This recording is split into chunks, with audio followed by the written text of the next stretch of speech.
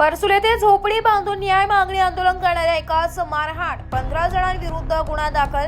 तालुक्यातील परसूल येथील ग्रामपंचायत कार्यालयासमोर झोपडी बांधून न्याय मागणी आंदोलन करणाऱ्या एकाच मारहाण केल्याप्रकरणी चांदवड पोलिसात 15 जणांविरुद्ध गुन्हा दाखल करण्यात आलाय।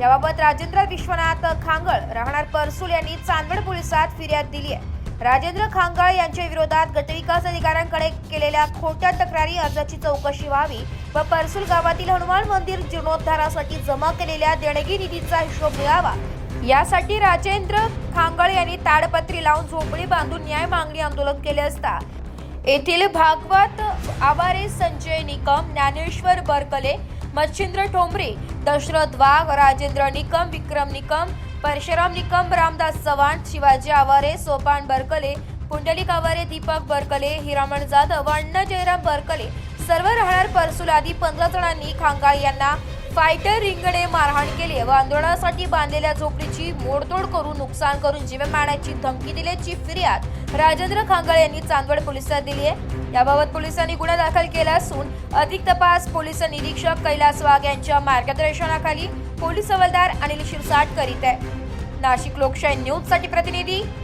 देविदास जाधव, चांदवड।